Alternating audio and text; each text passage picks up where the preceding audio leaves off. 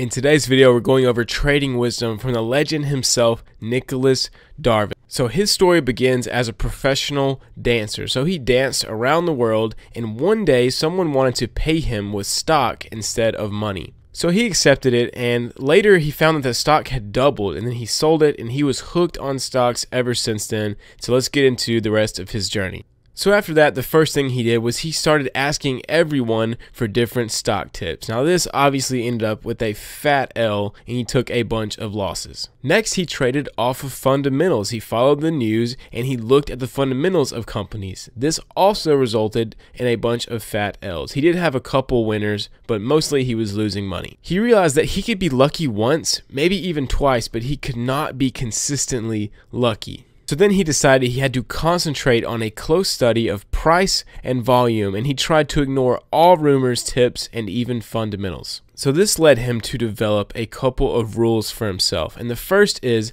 there is no sure thing in the market. He was bound to be wrong half of the time. The second was he had to accept this fact and let his pride and his ego go to the wayside. Third is he must become an impartial diagnostician. And there's a great quote that he has that goes along with this, and that is, there is no such thing as good or bad stocks, only stocks that are rising or falling. So from that day forth, he decided he had to let go of his emotional attachment to certain stocks and only focus on stocks that were rising. And fourth, and most importantly, he decided he cannot merely take chances. The first thing he had to do was reduce his risk as much as possible. So he starts developing his own method of trading called the box method. Now, we're not going to get into it in this video because we trade a different style, but it's pretty much just trading breakouts on the weekly chart. So once he started using this method, he also started tracking every single error that he made. Now this was so important, and this is his quote to go along with that. He said, "The experience I gained through my cause of error tables became one of the most important of all my qualifications. I could never have learned it from books."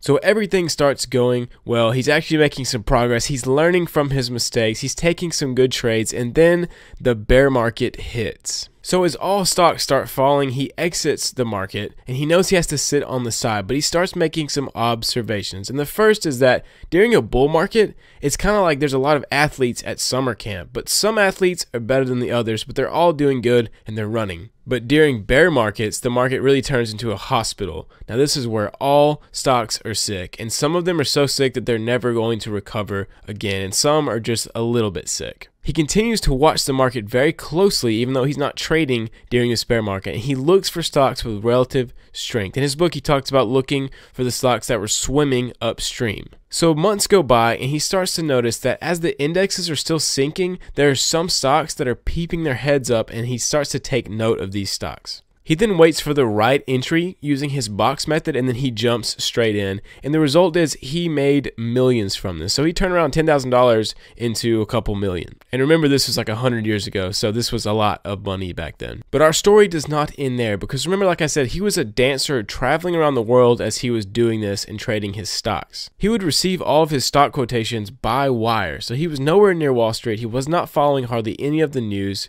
But as he makes these millions, he decides he's good enough. He moves back and moves into Wall Street, and this is where he ends up getting into trouble. So he gets an office on Wall Street, and he starts trading a lot more and trading shorter time frames and listening to news, and sure enough, within a few weeks, he's down $100,000. Now, he talks a lot about this period in his book, but basically he completely let go of everything he learned. He started trading off of emotions, and things went terribly wrong. Finally, after a few weeks, he decided he had to take a step back and to rethink what was going on. So after that, he decides he must stay as far away from Wall Street as possible if he's going to make a living in trading. So how does he fix this problem? Well, he goes far away from Wall Street, and then he comes back and realizes he's just going to sleep through the market hours for the rest of his career. So this keeps him out of trouble, keeps him from trading emotionally and based off of news, and he ends up having an incredibly successful career in the stock market. And that is why he is one of my favorite traders. So let me know what y'all think about these lessons from Nicolas Darvas and who you want me to cover in the next video. I'll see y'all next time.